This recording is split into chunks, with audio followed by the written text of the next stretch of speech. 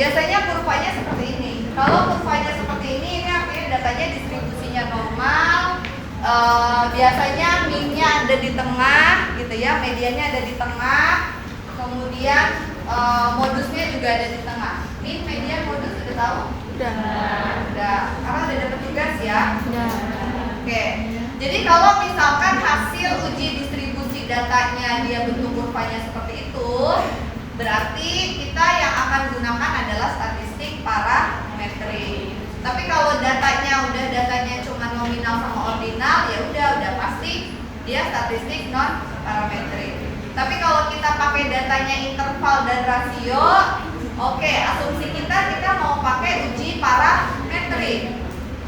Tapi sebelum ke sana dia punya syarat nih, gitu ya, harus distribusinya normal. Jadi lakukan dulu uji distribusi seperti itu. Nah, kemudian ini konsep dasar yang mesti kita pahami lagi terkait dalam melakukan penelitian. Ada populasi dan sampel. Mungkin kalau hal-halnya dengan populasi, sampel, metode penelitian, teknik pemilihan sampel itu masuknya di metodologi penelitian ya. Kalau populasi dan sampel ya bedanya populasi adalah seluruh kelompok target. Kalau sampel itu adalah subjek yang mewakili populasi. Biasanya yang sesuai dengan kriteria apa yang mau kita terapkan kepada populasi yang ada. Ini jenis data, kemudian ini variabel. Oke, jadi ternyata yang tadi sudah kita bahas mengenai pengumpulan, pengolahan, penyajian, analisis, dan interpretasi itu adalah merupakan tahapan analisis statistik. Ada pengumpulan data. Pengumpulan data bisa dilakukan dengan cara apa? Dengan menyebarkan kuesioner. Kemudian selain itu wawancara, observasi,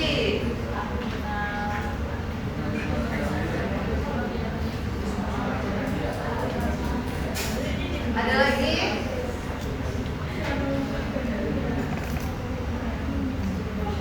Oke, kita lanjut dulu ya. Nanti di sini ada satu slide lagi. Kemudian setelah dikumpulkan, kita lakukan pengolahan data. Pengolahan data ini kita biasanya taruh dalam bentuk tabel supaya lebih mudah nanti saat melakukan analisis data. Jadi dikelompokkan data-datanya. Kemudian, nah di sini ada penyajian data. Kenapa kok data udah bisa disajikan? Gitu, walaupun misalkan tidak ada analisis data yang menggunakan aplikasi tertentu misalkan. Oke, penyajian data ini bisa dilakukan setelah analisis data atau misalkan sebelum analisis data. Kalau sebelum analisis data, data disajikan dalam bentuk penyajian data yang sifatnya tadi berupa deskriptif saja. Kalau deskriptif itu sudah bisa kita sajikan dalam bentuk grafik misalkan, atau dalam bentuk tabel, atau dalam bentuk diagram dan lain sebagainya. Kemudian kalau kita mau melakukan analisis data, penyajian data juga dilakukan untuk memudahkan dalam melakukan analisis data. Kalau kita sudah melakukan analisis data, baru kita lakukan interpretasi. Oke, ini skala data.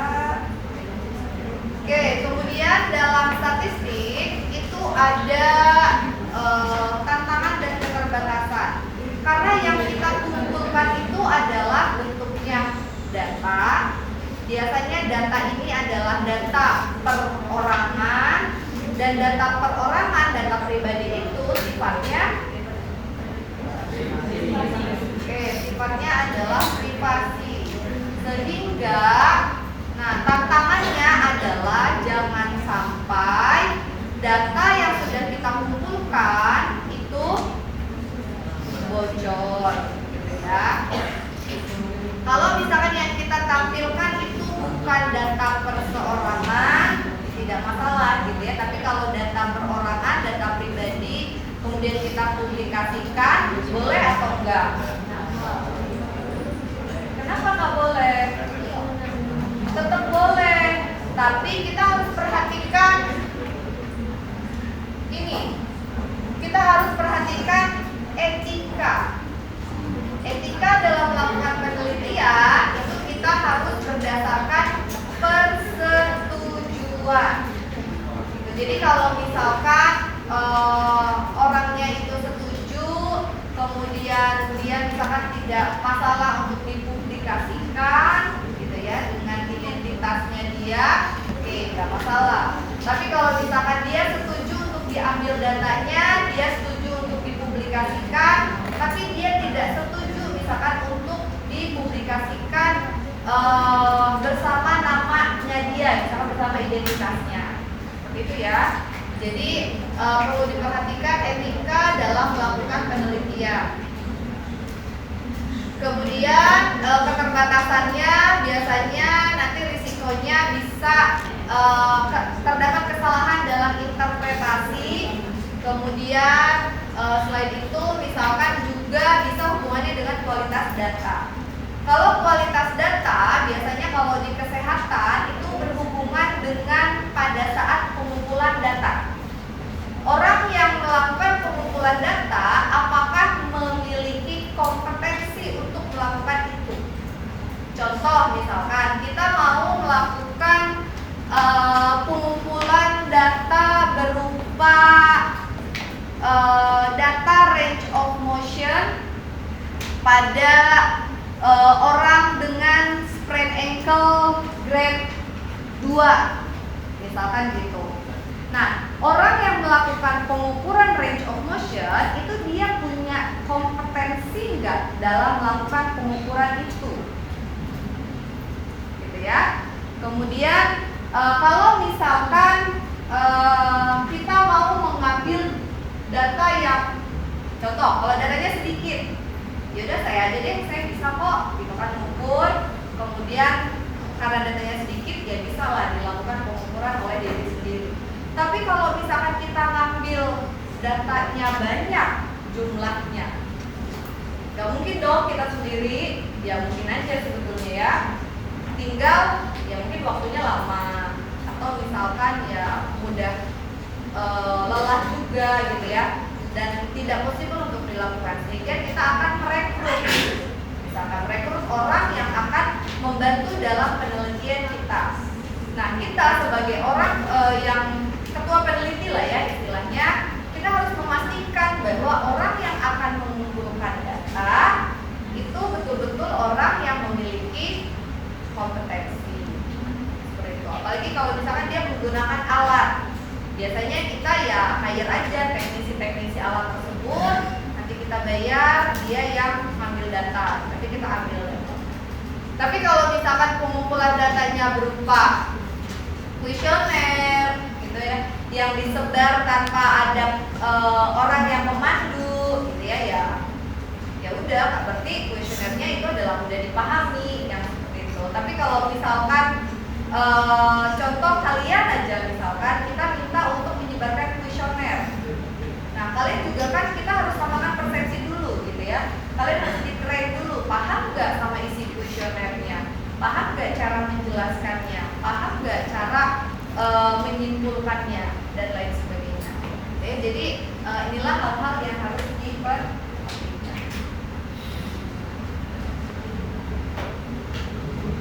Oke, sama satu lagi terkait pengumpulan dan penyajian data. Ini sejelas aja. Ini tadi udah ya, pengertian data dikumpulkan sama penyajian data. Ini tahapan statistik. Nah, kalau misalkan kalau di sosial mungkin lebih banyak penelitian berupa penelitian kualitatif. Kalau di kesehatan memang banyaknya penelitiannya dia kuantitatif. Kemudian apalagi kita di fisioterapi biasanya banyak pengumpulan data yang dilakukan dengan menggunakan instrumen pemeriksaan. Nah, yang perlu di-highlight dari instrumen pemeriksaan yang pertama adalah terkait apakah instrumen tersebut valid dan reliable. Seperti itu. Kalau misalkan instrumen tersebut itu sudah dipublikasikan, sudah diujikan validitas dan reliabilitasnya sehingga bisa dipakai oleh semua orang, oke, kita bisa pakai, gitu ya. Contoh apa? Kalau di fisioterapi,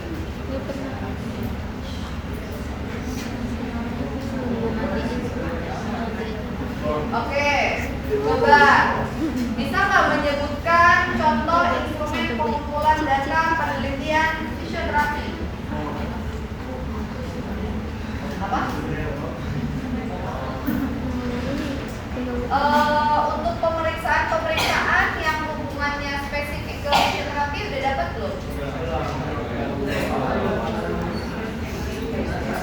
Yang pemeriksaan spesifik.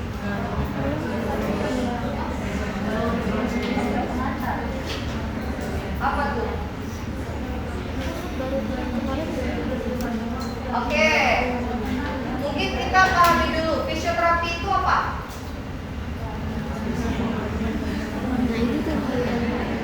Dia bergerak di bidang apa? Kesehatan.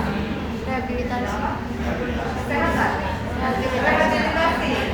Oke, apa yang mau direhabilitasi? Fungsi tubuh. Fungsi tubuh gerak.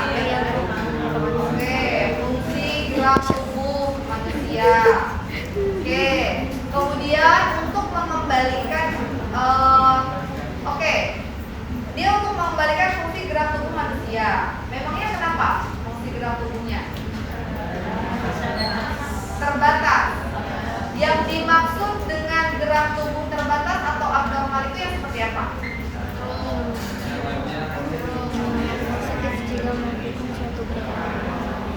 Kondisinya yang seperti apa? Terhambat. Apa yang terhambat? Gerak. Gerak apa? Gerak tubuh. Gerak tubuh tuh kayak gimana sih? Oke, sebelum masuk ke sana, gerak tubuh itu apa? Gerak. Soalnya kalau kita bahas gerak tubuh kayaknya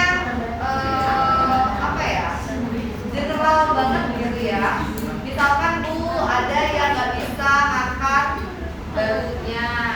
Nah, itu ada keterbatasan di gerak shoulder, angkat bahu. Oke, kalian mau menyelesaikan itu, gitu kan? Dengan cara melakukan intervensi bla bla bla. Dari mana kalian tahu bahwa ada keterbatasan? Karena adanya sakit, satu. Ya sakit apa? Apalagi? Karena ada keterbatasan gerak. Oke. Dari mana kalian tahu itu ada keterbatasan gerak? Dengan cara melakukan pemeriksaan range of motion. Ya. Nah, pemeriksaan tadi ada dua pemeriksaan yang disebutkan. FAST dan pemeriksaan ROE. Kalau pemeriksaan ROE menggunakan apa? Jadi goniometer inilah yang disebut dengan instrumen penelitian. Tadi untuk mengukur nyeri dengan menggunakan FAST. FAST inilah yang disebut dengan instrumen penelitian. Jadi instrumen penelitian itu bukan hanya kuesioner, bukan hanya panduan wawancara. Oke, itu betul. Tapi kalau kita di fisioterapi itu kan lebih aplikatif. Kita harus tahu, kita mau nyari masalah, kita harus tahu masalahnya apa, gimana cara nyari, tahu dia bermasalah atau tidak, bagaimana cara mengukurnya. Kan ya?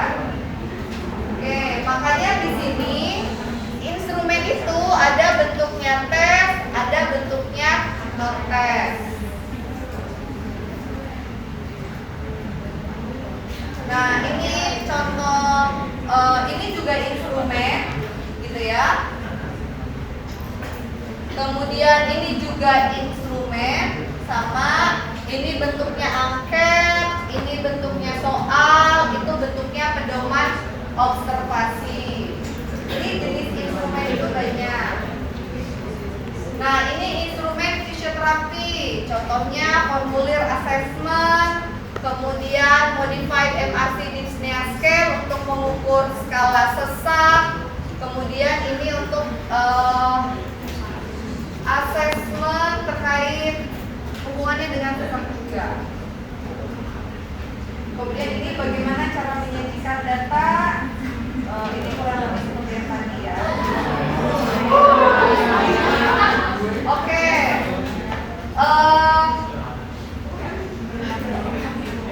Tugasnya sudah yang tahun lalu. Oke, jadi kita persimpel. Kemarin kalian ada mata kuliah Pemdas. Ya. Apa yang sudah kalian lakukan? Pemeriksaan apa yang sudah kalian lakukan?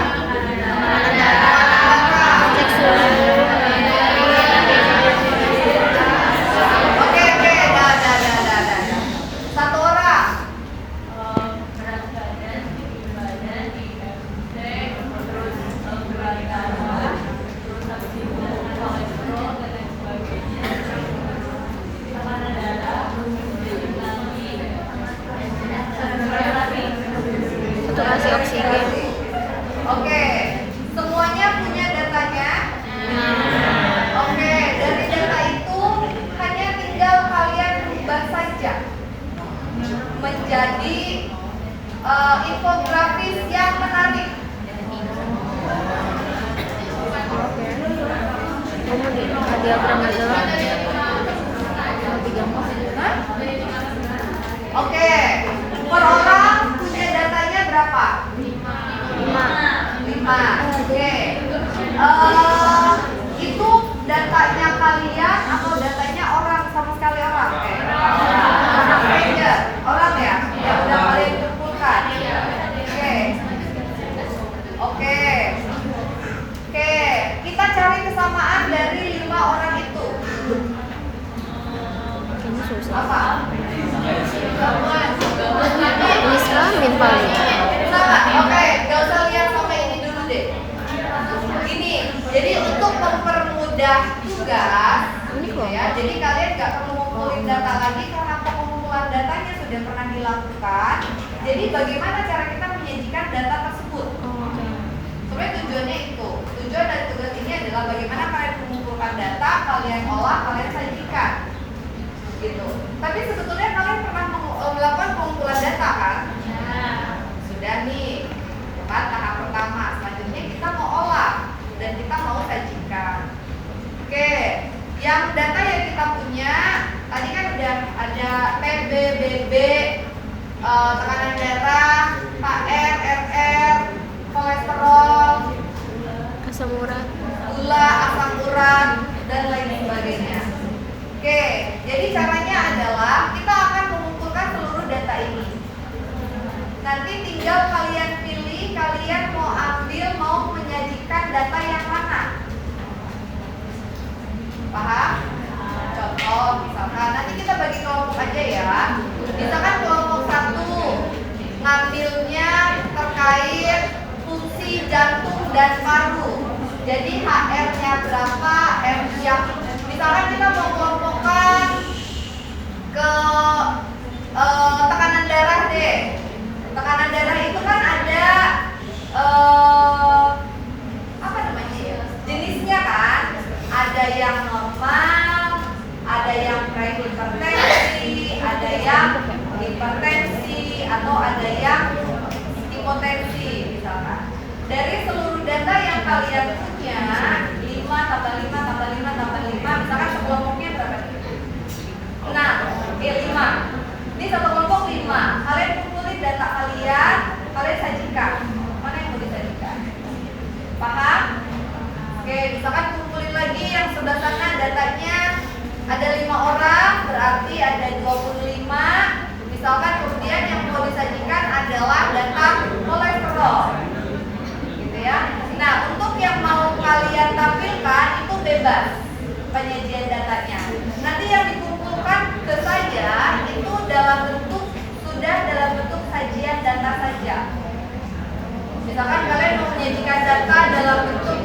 grafis, sajian data dalam bentuk apa gitu ya. Oke, sekarang saya mau bagi kelompok. Udah Bu. Kelompok apa?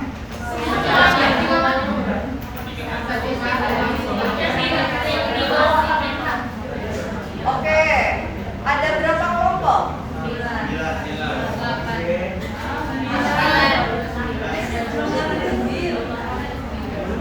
Kelas ini ada 9 kelompok.